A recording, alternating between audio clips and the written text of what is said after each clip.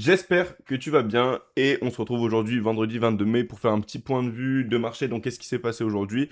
Donc, on peut voir ici la position que je t'ai prise. Forcément, je te montrerai les exécutions juste après. On perd pas plus de temps. Je vais venir t'expliquer le pourquoi du comment j'ai tracé ce niveau ici en bleu. Ok?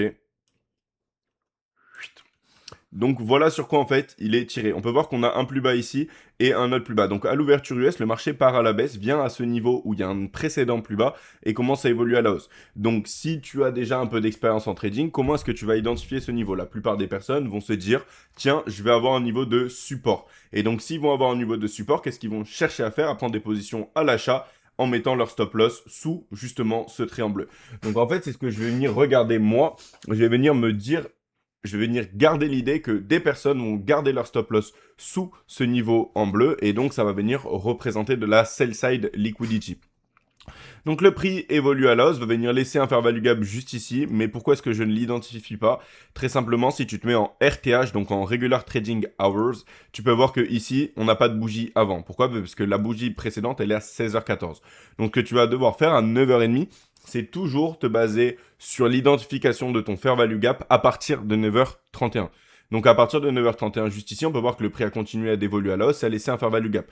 Donc là, la seule chose que je vais venir faire, en fait, c'est switcher avec mon ETH, donc Electronic Trading Hours, et voir si ce fair value gap là a été laissé de façon significative. Si est-ce que ça a eu un mouvement important sur le marché. Et tu peux voir que ce mouvement haussier passe au-dessus en fait de ce sommet-là, et vient également au-dessus de ces sommets. Donc on a vraiment cette notion de mouvement significatif, cette notion de displacement. C'est donc pour cela que j'identifie ce fair value gap là comme le premier fair value gap de la journée. Le prix qui évolue à la baisse, qui repart au-dessus, d'accord? Et qui va venir évoluer pour venir chercher l'Asian Buy-Side Liquidity. Il a laissé un autre fair value gap ici, donc ce fair value gap là, tu vas pouvoir l'utiliser comme fair value gap inversé. Juste ici, lorsque le prix évolue à la baisse et clôture en dessous, ce fair value gap là, pourquoi c'est un fair value gap inversé? Parce que très simplement, le prix vient chercher plus haut, vient chercher de la liquidity, donc je vais avoir ce qu'on appelle un liquidity sweep, avec un fair value gap laissé sur le mouvement qui vient faire le sweep. Donc lorsque le marché va venir évoluer à la baisse et clôturer sous ce fair value gap là, il a énormément de chances d'être un fair value gap inversé. Donc s'il est un fair value gap inversé, qu'est-ce qui va se passer? Le prix va venir revenir dans ce niveau-là et respecter le milieu sur une base de corps. On peut voir que le prix revient, les corps restent sous le milieu et évoluent de nouveau à la baisse.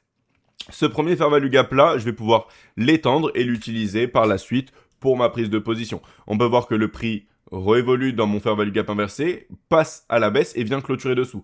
Donc à ce moment-là, lorsqu'il vient clôturer dessous, ce qu'on va vouloir attendre, c'est de se demander est-ce que oui ou non, on va avoir cette notion d'inversion. Donc là, on peut voir que le prix revient une première fois et respecte le milieu avant de évoluer de nouveau à la baisse. Donc on a vraiment cette notion d'inversion avec mon fair value gap.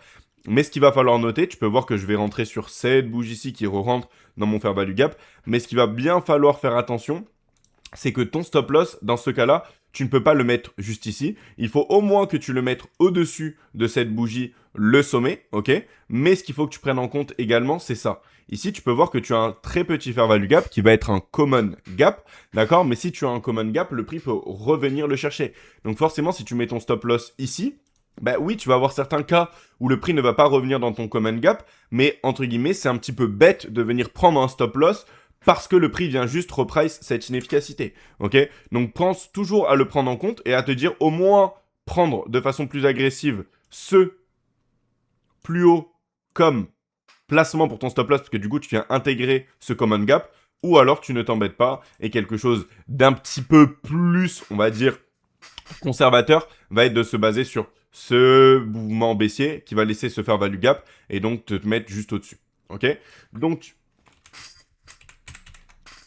voilà pour l'explication du stop loss. D'accord? On peut voir que le prix évolue à la hausse. Là, on va avoir ce qu'on appelle un mohawk. Un mohawk, c'est quoi? C'est très simplement une bougie qui vient, entre guillemets, potentiellement invalider ton scénario.